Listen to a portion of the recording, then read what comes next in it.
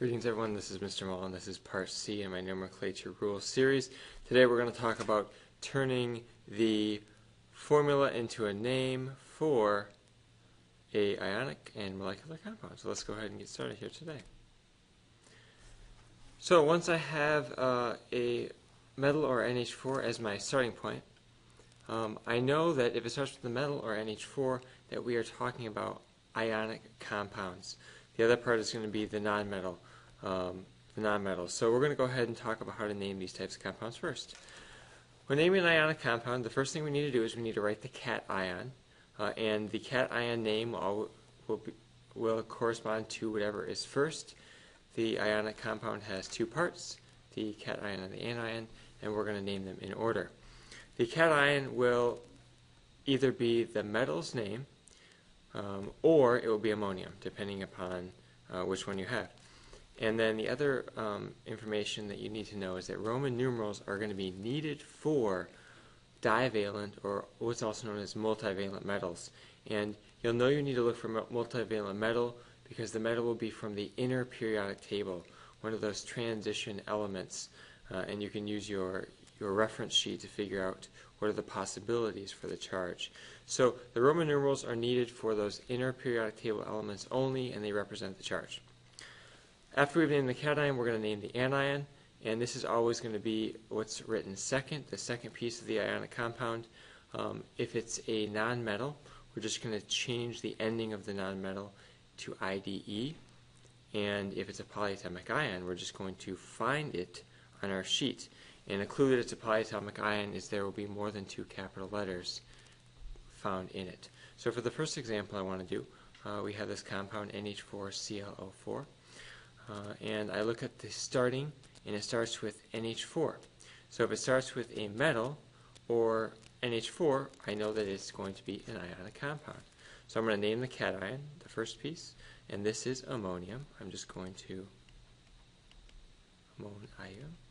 And then I don't need any Roman numerals because this is not a multivalent metal from the inner periodic table. Step 1 is done.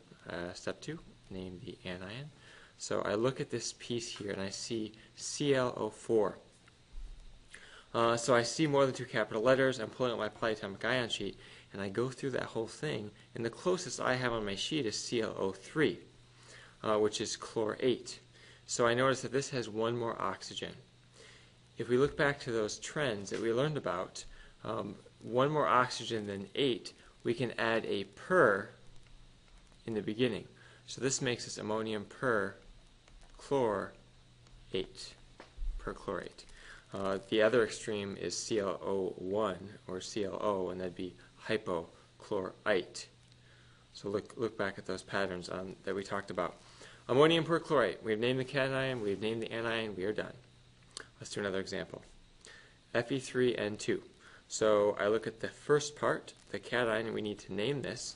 If it's a group 1 or 2 or 3 metal, we just leave it as is. But if it's in the inner periodic table, we are going to need to find the charge on that metal, and then we're going to need to put Roman numerals in our cation's name. So what I like to do is I like to work backwards to find out what charge this metal is taking. Multivalent metals have multiple possibilities for what charge they take. So I like to look at what it's paired up with. In a neutral compound, in this neutral compound, I notice that there are 3 ions, Fe, Fe, Fe, whatever charge they have, and there's 2 nitrogens, whatever charge they have. I'm getting that number from the subscript. So what I'm going to do is I'm going to work backwards. I find the non-metal is paired up with, or the anion, and I figure out its charge. Nitrogen's in group 5. It needs 3 electrons to get to an octet, so it gains 3 electrons, giving it a -3 charge. Each nitrogen can take 3. Well, that's going to be a total of, let's go back there a second, it's going to be a total of 6 electrons, or -6.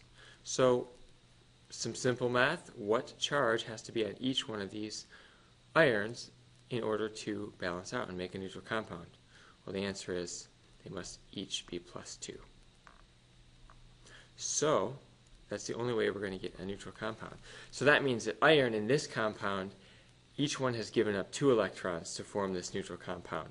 So this is iron, but I need the Roman numeral to say which iron it is. It could be iron plus 2, iron plus 3. This compound is iron plus 2. So we're going to call this iron 2 is the cation, and then the anion. I look at N, and I notice that this second piece, there's not more than 2 capital letters. That's a clue. It's just an element by itself. So I look at this here, and I notice that I need to change a nonmetal's name to IDE.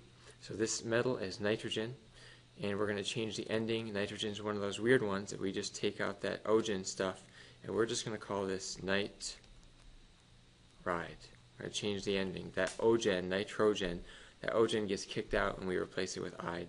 Iron 2 nitride is going to be our final answer.